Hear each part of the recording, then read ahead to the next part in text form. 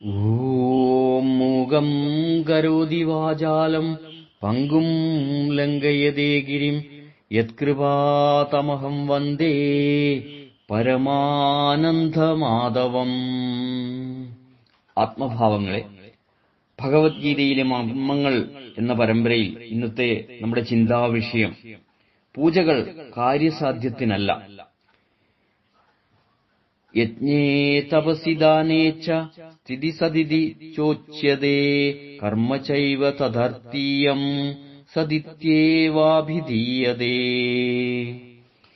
യജ്ഞദാന തപക്രിയകളിലുള്ള നിഷ്ഠയെയും സത്ത് എന്ന് പറയും.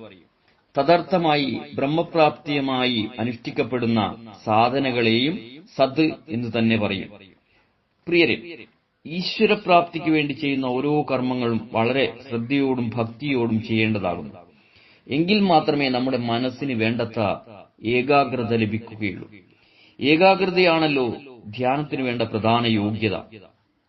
ചില സാഹചര്യങ്ങളിൽ നടക്കുന്ന പൂജകളിലും മറ്റും കുറച്ചു സമയം നോക്കി നിന്നാൽ അശ്രദ്ധയോടെ ആർക്കോ വേണ്ടി ചെയ്യുന്നു എന്ന മനോഭാവം കാണാൻ കഴിയും.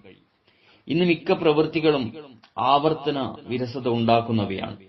അപ്പോൾ യജ്ഞവും ദാനവും തപസ്സും എല്ലാം ഒരാചാരം മാത്രമായി അധപ്പതിച്ചു പോകുന്നു. ഒരാൾ പായസം നിവേദിക്കുന്നുവെന്നിരിക്കട്ടെ, ഇത് സ്വീകരിക്കുന്നത് കല്ലുകൊണ്ടുള്ള ദൈവമാണ്. അതുകൊണ്ട് പായസത്തിൽ കുറച്ച് നെല്ലുകൂടി ആയാലെന്ത്? അത് ശുദ്ധമായ നെയ് കൊണ്ട് തന്നെ ഉണ്ടാക്കണോ? വെളിച്ചെണ്ണ ആയാലും പോരെ?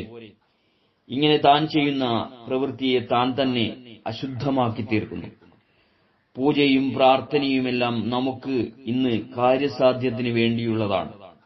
പ്രാർത്ഥനയിൽ കൂടി ലഭിക്കുന്നതെന്തോ അത് ലഭിക്കുന്നില്ല. ഏത് പ്രവൃത്തിയും സ്വാർത്ഥതയില്ലാതെയും ഫലേച്ഛയില്ലാതെയും ചെയ്താൽ അത് ഈശ്വരപ്രാപ്തിക്ക് വേണ്ടിയുള്ള പ്രവൃത്തിയാകും. ശ്രദ്ധയില്ലാതെ ചെയ്യുന്ന കർമ്മങ്ങൾക്ക് ഫലപ്രാപ്തി ഉണ്ടാകില്ല. സ്നേഹപൂർവ്വം രഞ്ജൻ കയനാടത്ത്.